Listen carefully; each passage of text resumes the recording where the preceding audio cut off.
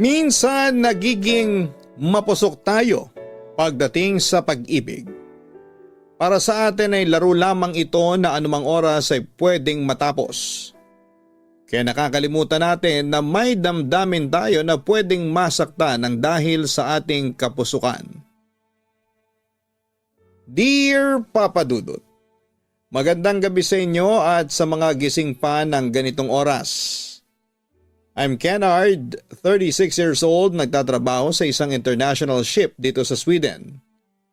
May mga kasama rin po akong Pinoy dito sa barko at kagaya ko ay paborito nilang pakinggan ang inyong YouTube channel. Sa kanila ko nga na-discover itong channel ninyo.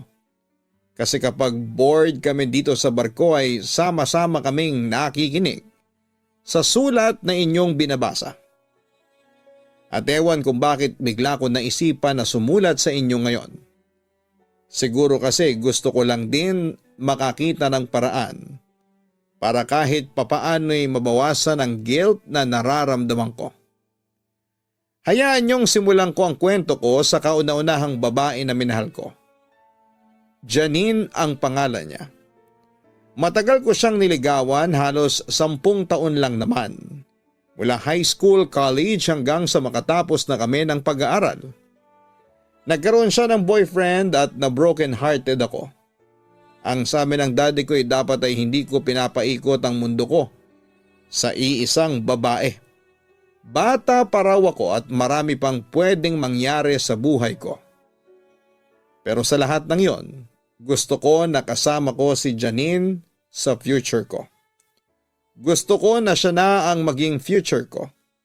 Kaya naman ang malamang ko na break na sila ng boyfriend niya, muli ko siyang niligawan.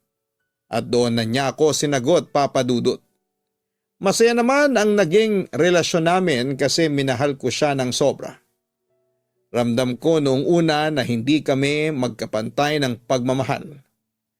Mas mataas ang pagmamahal ko sa kanya pero ayos lang sa akin kasi kasama ko naman siya. Okay lang na mas mahal ko siya kesa mahal niya.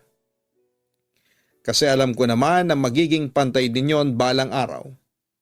Kaya lang ay hindi ko alam kung bakit bigla na lang nagbago yung nararamdaman ko para kay Janine. Nagsimulang mabawasan ang pagmamahal ko para sa kanya. Nagsimulang lumamig yung dating init ng kilig na nararamdaman ko. Hanggang sa makita ko na lamang ang sarili ko na nakikipag-text at tawagan na sa ibang babae. Papadudot na huli ako ni Janine sa ginagawa kong kalokohan. Handa na nga ako na makipaghiwalay siya sa akin pero hindi yun nangyari dahil ang sabi niya ay kaya niyang palampasin ang naging pagkakamali ko. Kaya niya akong patawarin kahit na hindi pa man ako humihingi ng tawad sa kanya. Kaya naman muling naayos ang relasyon namin pero hindi ko na naibalik pa ang pagmamahal ko para sa kanya. Naulit pa ang pambababae ko, Papa Dudut. Naulit din ang pagpapatawad sa akin ni Janine. Sa totoo lang ay ginawa ko na lang ang pambababae para hiwalayan na ako ni Janine. Pero siya yung mas matatag. At alam ko na sa aming dalawa ay siya na lang din ang nagmamahal. Bumaligtad na ang lahat sa aming dalawa. Ako yung nagsisimulang umayaw at siya yung patuloy na kumakapit. Hanggang sa gumawa na ako ng isang desisyon. Hindi kasi pwede na magpatuloy kami sa ganong klase ng sitwasyon. Janine, may gusto akong sabihin sa iyo. Seryosong wika ko nang puntahan ko siya sa bahay nila. Walang ibang tao noon sa kanila at iyon ang nakita kong pagkakataon para makausap siya. May kailangan din akong sabihin sa iyo. Maseryoso ang boses ni Janine. Hindi ako sanay kaya may kung ano akong kaba na nararamdaman. Hindi tuloy ako makapagsalita habang hinihintay ang susunod niyang sasabihin. Buntis ako? Dalawang salita na bumago sa buhay ko, Papa Dudut. Alam mo yung handa na akong makipaghiwalay sa kanya. Buo na yung desisyon ko na tapusin ang lahat sa aming dalawa pero hindi ko na naituloy dahil sa sinabi niyang yon. Pagkakahalo na ang emosyon na nararamdaman ko ng mga oras na yon. Pero mas nangibabaw ang takot at kaba. Marami pa kasi akong plano sa buhay ko at ng mga oras na yon ay hindi nakasama sa mga plano ko si Janine. Ano na, Kennard? Bakit hindi ka na nakapagsalita dyan? Ano ba yung gusto mong sabihin? Sabihin mo na sa akin ngayon. Pigil ang mga luha na wika ni Janine. Hindi ko na naituloy pa ang mga salitang gusto kong bitawan. Paano ko gagawin yon kung alam kong pwede yon na makasama sa magiging baby namin? Nang araw na yon ay nag-decide kami na ipaalam na sa parents namin ang tungkol sa pagbubuntis ni Janine. Magkakilala ang parents namin at hindi naman sa pagyayabang. Pero pareho kasi kaming galing sa may kayang pamilya. Kaya naman ang gusto ng papa ni Janine ay magpakasal na kaagad kami. Ayokong mangyari yon at mabuti na lamang tinulungan ako ni Daddy na kumbinsihin sila na panagutan ko ang bata kahit na hindi pa kami nagpapakasal ni Janine. Papadudot sa Amerika kami nanirahan noon ni Janine hanggang sa makapanganak siya at doon ko naisipan na mag-aral ng pagiging piloto. Kaya lang naging tutol siya doon dahil masyado raw mapanganib ang trabaho na yon. Nauwi ako sa pag-aaral para maging seaman. Nagsasama na kami sa isang bahay pero panay ang pag-aaway naming dalawa. Hindi ko pa rin kasi matigilan ang pambababae ko. Kennard, buksan mo tong pinto. Sigaw ni Janine habang malakas na kinakalabog ang pinto ng banyo kung saan ay naliligo ako. Teka lang, hindi pa ako tapos maligo. Sigaw ko naman habang patuloy sa pagbabanlaw. Hindi pa rin tumigil si Janine sa pagkakalampag sa pinto. Kaya naman inis akong kinuha ang tuwalya at binalot sa may bewang ko. Ano ba kasi yun? Inis na tanong ko pero kaagad na siyang pumasok sa loob at sinampal ako bago ipinakita sa akin ang cellphone ko na hawak niya. Walang yaka, Kennard. Sinasabi ko na nga ba na niloloko mo na naman ako? Kahit kailan talaga, hindi ka na magbabago. Pag-iiyak ni Janine habang hinahampas. Aray, nasasaktan ako. Tama na. Saway niya sa akin pero hindi siya tumigil hanggang sa bigla niyang nakalmot ang braso ko na kaagad na dumugo. Doon siya huminto at napatitig sa sugat ko. Nakita mo nang ginawa mo sa akin? Ano ba kasing problema mo at nagwawala ka dyan? Naiinis na tanong ko. Anong problema ko? Anong problema ko, Kennard? Sabihin mo nga sa akin, ano ba talagang problema mo sa akin? Para paulit-ulit mo kong lokohin. Naiiyak na tanong niya. Hindi ako nakasagot nang makita ko siyang nagpipigil na humagulhol. Sobrang nagigilty ako ng mga oras na yon pero hindi ko siya magawang yakapin. Kasi alam ko na kapag niyakap ko siya ay babalik lamang kami sa umpisa. Magkakapatawaran, magkakasakitan at magkakapatawaran ulit. Ayoko na. Itigil na natin ang lahat ng to, Kennard. Alam ko naman na yun lang din ang hinihintay mo na marinig mula sa akin. Sige, pagbibigyan na kita. Palalayain na kita, Kennard. Wika ni Janine. Papadudot, doon na tuluyang natapos ang relasyon namin ni Janine. Umuwi sila ng Pilipinas ng anak ko. At naiwan ako sa Amerika para tapusin ang pag-aaral ko. At mula nang maging malaya ako, naging kaliwat kanan ang pagkakaroon ko ng babae lalo na nang makapagtrabaho na ako sa isang cargo ship. Mahilig ako mag-travel at bawat puntahan ko ay hindi pwede na mawawalan ako ng babae kahit saang sulok pa man niya ng mundo. Pero ang enjoy pa rin ako na puntahan at balikan ay ang bansa natin, Papa Dudut. Kasi aaminin ko na sa pagdating sa romansa, pinakamahusay pa rin ang mga Filipina. Ang sarap ng kinain nating seafoods kanina. Sabi ni Mika, ang kadate ko noon na nakilala ko lang sa isang dating app. Mabuti naman at nagustuhan mo. Saan mo pala gustong pumunta ngayon? Tanong ko nang makasakay kami ng kotse. Ngumiti ng matamis si Mika bago tumingin sa akin. Ikaw ang bahala, sagot niya. Napangiti na rin ako dahil yon ang pinakagusto kong sagot na naririnig ko mula sa kadate ko. Ibig sabihin kasi payag siya kahit saan ko pa siya dalhin noon. Papadudot kapag ganon ang sagot ng kadate ko. Matik na sa motel na kami dumediretso at ilang oras na magpapakasarap. Pagkatapos kapag nagustuhan ko ang performance niya, babalikan ko siya at uulitin namin ang ginawa namin pero kapag hindi na ako muli pang magpapakita sa kanya. Maraming kagaya ni Mika ang dumaan sa buhay ko. Hanggang sa nakamatch ko sa isang dating app si Yana. Maganda siya sa picture na naka-upload at walang masyadong makeup at napakasimple lang.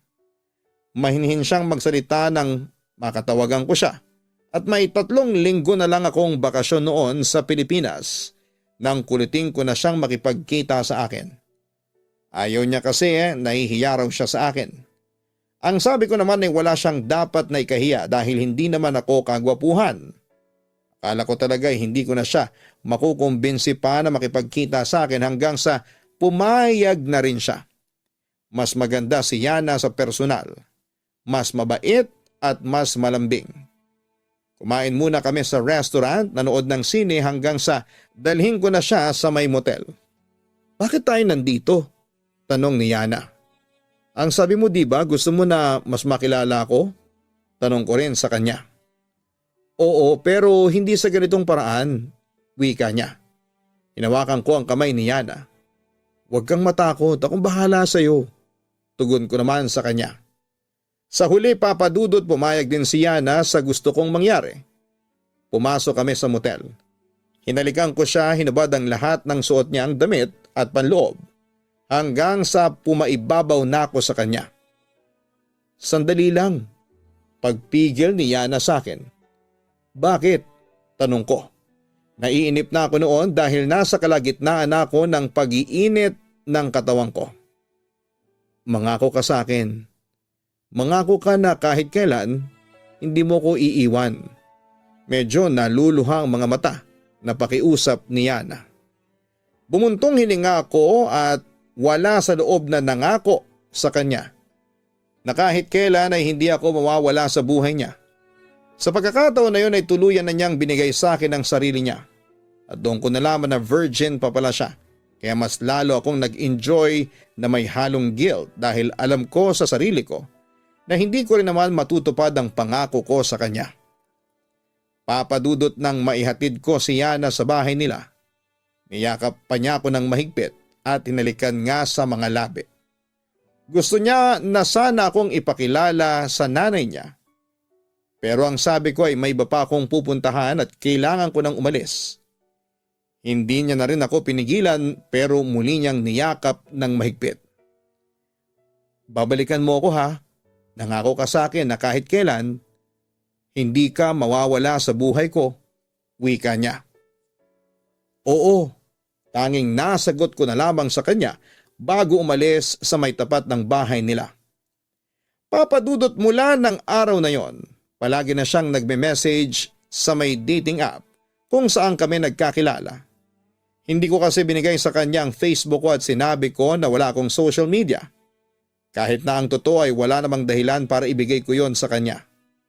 Halos araw-araw at oras-oras siyang nagme-message sa akin. Nangungumusta, nag-a-update ng ginagawa niya. Tinatanong kung anong ginagawa ko at kung ano-ano pa.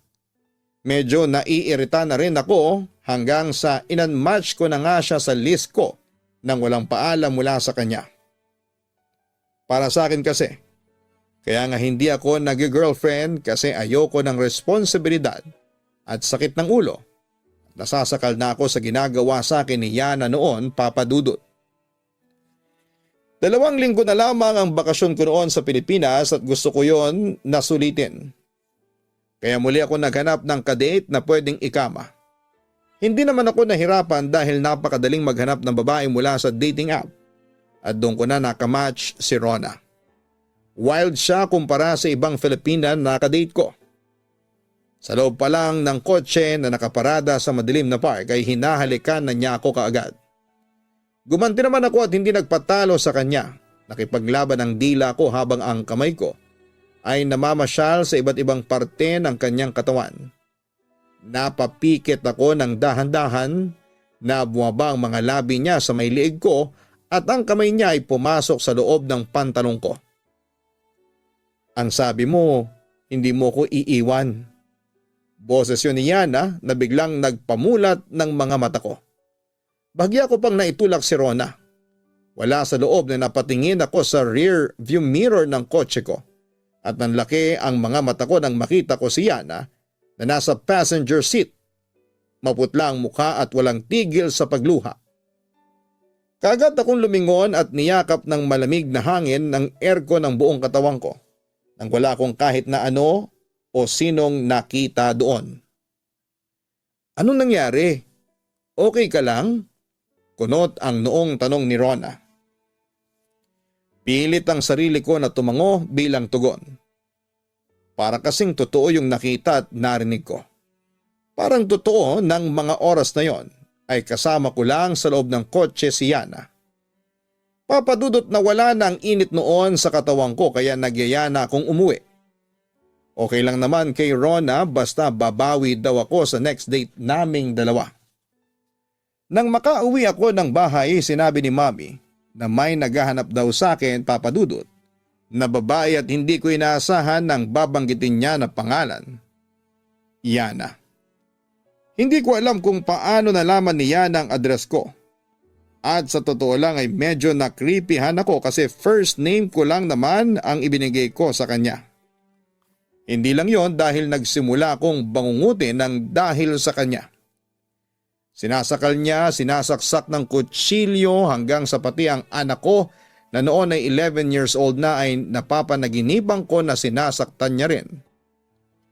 Pero inisip ko na baka nagigilty lamang ako kaya ako nakakapanaginip ng mga bagay na yon. Hanggang sa anak ko na mismo ang nagsabi na nakita niya si Pia sa harapan ng bahay nila ng mami niyang si Janine. Nagpakilala nga daw ito sa kanya at sinabing ipaalala sa akin ang pangakong binitawan ko.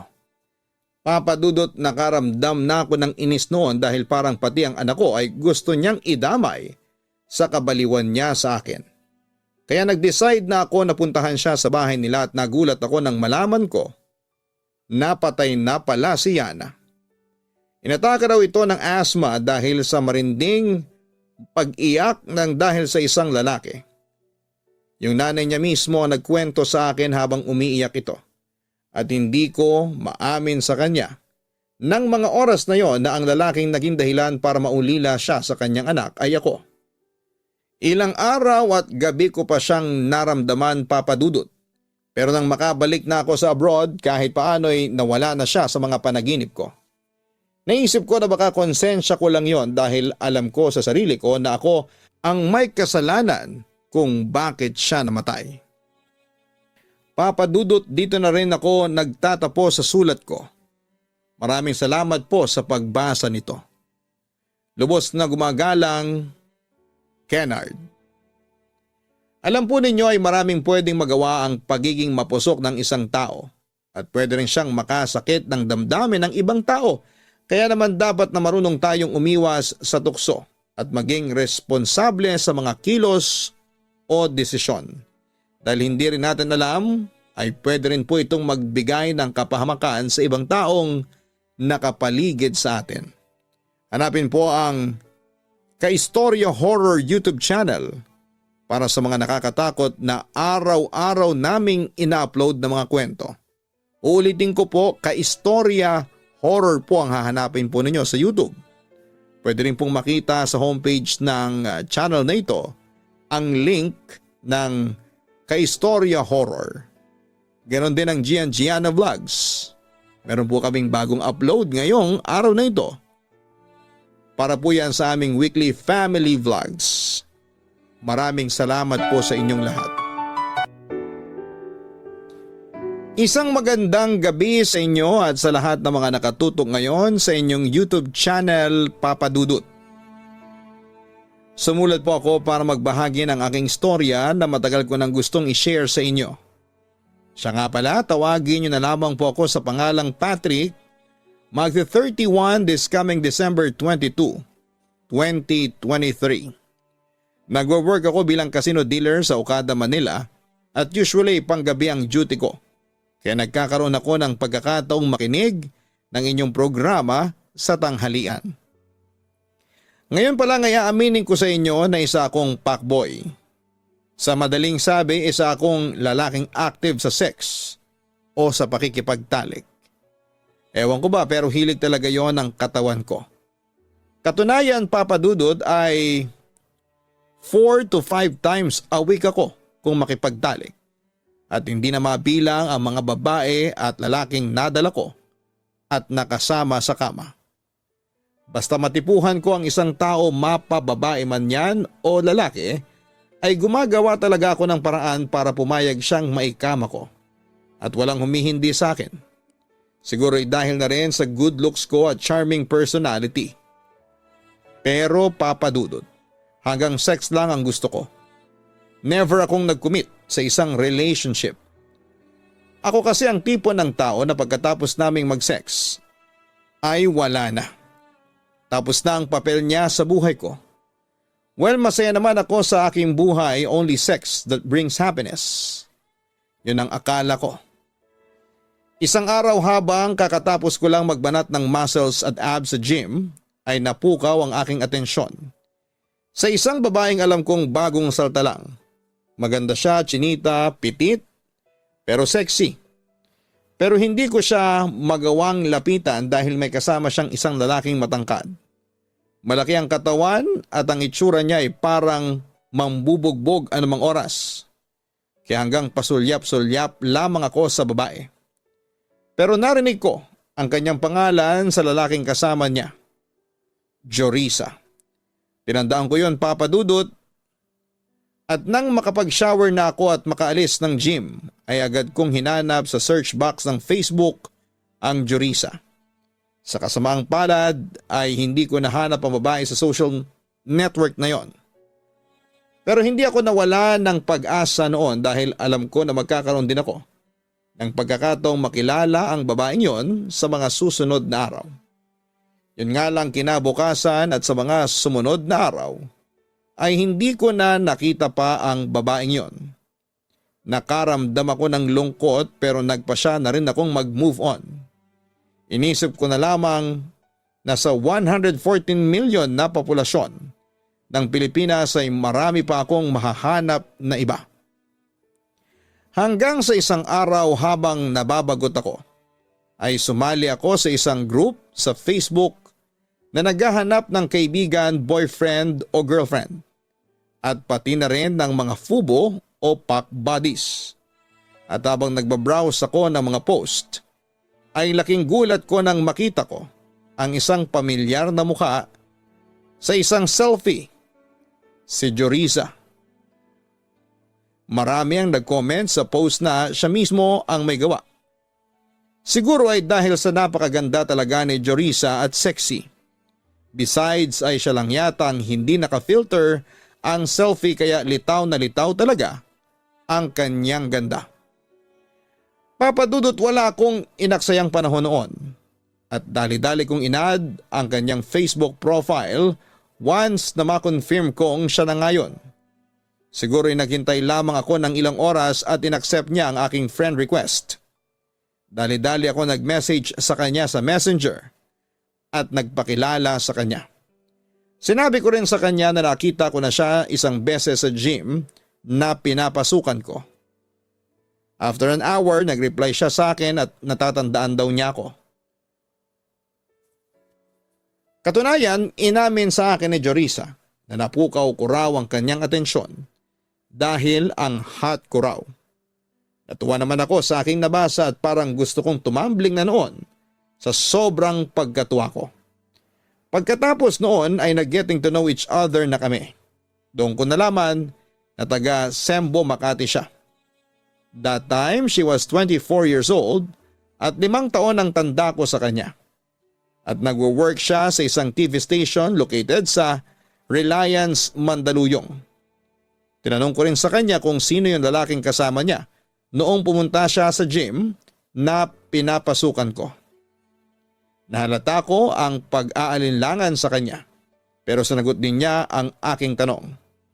Ayon kay Jorisa, ang lalaking kasama niya noon sa gym ay isa raw sa mga boyfriends niya. Naintriga naman ako sa kanyang sinabi at pinakumpirma ko sa kanya ang aking narinig. And yes, isang playgirl si Jorisa. Katunayan noong time na yon ay inamin niya sa akin na 3 ang kanyang boyfriends. Dapat red flag na yon sa akin pero sa hindi malamang kadahilanan ay hindi ako naging affected at sa halip ay lalo akong na-excite sa kanya. Wala akong pakialam kahit pa maging pang-4 pa ako. After all, I'm not into commitment. Ang gusto ko lamang ay ang tawag ng laman. Papadudot, naging magkaibigan muna kami ni Jorisa. Inalam ko lahat ng interest niya. Kinuha ko talaga ang loob niya, buti na lamang at madaling mahulog si Jorisa. At nang mapansin kong nakukuha ko na ang tiwala niya at sinusubukan ko na siyang ligawan. Sorry Patrick, pero hindi ako committed sa relationship other than sex. Pag-amin ni Jorisa sa akin ang gabing binasid niya ako sa pamamagitan ng video call. Napatango naman ako. Don't worry, I'm not into commitment either. Sagot ko naman sa kanya. E di ayos, nasasabik na sabi niya sa akin. Nagtaka naman ako. Ibig sabihin ba nito ay pumapayag kang maging fubo ko? Gusto ko ng clarification kaya yon ang diretsang tanong ko sa kanya. Samantala nasasabik namang sumagot si Jorisa sa aming video call. Sure, pack babe naman ako. Napaisip ako noon sa term na binanggit niya. Pack babe, usisa ko sa kanya. Kung may pack boy, may pack babe. Natatawa pa niyang sabi. Suwak tayong dalawa kasi parehong sex lang ang gusto natin. Dagdag pa niya. Pero nga pala Patrick, bigla niyang wika pagkatapos. Nagtaka naman ako. Bakit? Tanong ko sa kanya. Patingin nga nung sayo, pilyang sabi ni Jorisa sa akin. Agad ko naman yung nagets at dahan-dahan kong ipinakita sa kanya ang aking malambot na kargada. Patigasin mo, request pa niya sa akin. Sinunod ko naman ang gusto ni Jorisa at hinawakan ko si Junjun at ginising. Kitang-kita naman sa mata ng ka-video call ko ang labis na excitement at satisfaction. Now it's your turn, Jorisa. Pakita mo rin yung sayo. Ako naman ang nag-request sa kanya. Mabilis namang sumunod ang ka-video call ko at ipinakita niya sa akin kung ano ang meron sa kanya. Natuwa at nasabik din ako sa aking nasaksihan kaya hindi ko na napigil ang i-explore ang kaligayahan. Sinabayan din ako ni Jorisa at ang sumunod na mga minuto ay umalingaw-ngaw ang aking ungol ng kaligayahan sa buong kwarto. Pagkatapos makaraos kaming pareho ay inaya ko siyang magkita ulit kami. Agad naman pumayag si Jorisa sa aking sinabi. Sige pero wag dito. Malapit lang tayo baka may makakilala sa atin. Alam mo naman 3 fubo ko. Natatawa pa niyang wika sa akin. Naintindihan ko naman yon at pumayag na sa malayong lugar kami magkita. Sige, check-in lang tayo dun sa The Fort. Suhestyon ko kay Jorisa. Go, payag ako. Pero kain muna tayo tapos libre mo ako. Natatawa niyang sabi sa akin. Pero dahil sa sobrang excitement ay mabilis akong pumayag sa gusto niya. Okay lang kung ako na ang sumagot ng pagkain at hotel namin, ang importante lang naman sa akin ay ang matikman siya. At yun nga papadudot noong araw ding yon, ay nagpa siya kaming magkita sa isang fast food sa Buendia. Siyempre kumain muna kami tapos naglakwat siya muna bago namin maisipang mag-check-in sa hotel. Pagpasok pa lamang sa aming kwarto ay agad akong hinalikan ni Jorisa. Sabay hawak sa aking maselang bahagi ng sa ganon ay ma-turn on agad ako. Gumanta rin ako at hinawakan ko siya sa pagitan ng kanyang mga hita. Napaungol si Jorisa at doon ay tinulak na niya ako sa kama at nagsimula na kaming maghubad ng damit. Pero bigla akong may naalala. Wala pala akong baon na kondom. Agad kong sinabi yon kay Jorisa and to my surprise ay meron na pala siyang baon. Girl Scout ako, Patrick, lagi akong handa. Biro pa niya sa akin at siya na mismo ang nagsuot ng kondom sa aking buhay na pagkalalaki. Napakagat lamang ako sa aking dila habang pinipigilan pansamantala ang aking pagkaelya. Alam mo, gusto kita, biglang sabi ni Joresa sa akin pagkasuot niya ng kapote sa aking junjun. Malinis ka at mabango, dagdag pa niya. Bakit yung mga fubo mo mga dugyot? Panunubo ko sa kanya. Tumawa lamang ng malakas si Joresa. Mamayang kaunti naging cowgirl na siya, Papa Dudut. Sobra talaga akong nasurpresa dahil siya pala ang tipo ng babae na dominant pagdating sa pakikipag-romansa. Gusto niya na siya ang nasusunod. Okay lang yon sa akin at naging submissive ako sa kanya. Samantala pagkatapos maging cowgirl ay sinabunutan niya ang buhok ko at inilapit niya ang aking mukha sa pagitan ng kanyang malalaking dibdib. Do your role, suck it, wika niya sa akin sa Ingles. Since pareho naman kaming ex-call center agents before, kaya may pagkakataon talaga na nag-uusap kaming dalawa sa wikang banyaga. At yun na nga, nilakbay ng aking kabalyero ang dalawang bundok ng kaligayahan. Agad na umalingaw-ngaw ang ungol ng diyosa ng dalawang bundok. Sa likod ba naman ng aking kabalyero ay kahit sinong diyosa ay mapapatirig ang mga mata. Mamayang kaunti muli niyang hinawakan ang aking ulo at dahan-dahan niyang ibinaba sa pagitan ng kanyang mga hita. Alam ko na ang ibig sabihin noon kaya ginawa ko ang dapat kong gawin. Binaybay ng malikot na kabalyero ang kuweba na siyang ikinatuwa ng mahal na diyosa. Nagpatuloy yon hanggang sa pareho kaming makaraos at masatisfied. Pagkatapos noon ay ipinagtapat niya sa akin na magaling daw talaga ako pagdating sa pakikipag-romansahan at sobra daw siyang nasatisfied. Ulitin natin to, Patrick, suhestyon ng Diyosang si Joresa. Tumango naman ako bilang tugon sa kanya. Talagang mauulit pa ito. Sobra mo kong pinaligaya, Joresa, sabi ko naman sa kanya. At yun nga, Papa Dudut, pagkatapos noon ay naulit pa yon ng maraming beses. Ginawa namin yon kahit saan, sa motel man o sa public place. Minsan ay natry pa nga namin sa isang fitting room sa mall. Risky pero enjoyable. Nag-experiment din kami. Gumamit kami ng adult toys, nag-role-playing, sinubukan ng BDSM, at kung ano-ano pa. Sobra talaga kaming naligayahan ni Jorisa. At inamin niya sa akin na sa lahat ng lalaking nakasiping niya, sa akin daw siya sobrang naligayahan. Pero ang buong akala ko noon sa sex lang iikot ang lahat. Hanggang isang araw ay para ako nawala ng gana at gusto ko kasing i-elevate ang aming relasyon na walang label. Oo, fubo kami pero bigla na lang akong nagnais ng mas malalim pa sana sa relationship na meron kami. At yun nga, I just realized na nafo-fall na ako kay Jorisa. Kaya isang araw ay nagpa siya akong ipagtapat sa kanya ang aking nararamdaman. I admit, Jorisa, na meron akong nararamdamang espesyal para sa iyo. Pag-amin ko noon sa kanya. I think I'm in love with you, ang sabi ko pa noon. Nanatili lamang nakatingin sa akin noon si Jorisa. Walang imik at para bang nagulat siya sa aking ipinagtapat sa kanya. Wala ka bang balak na i-elevate ang relationship natin? Curious na tanong ko kay Jorisa.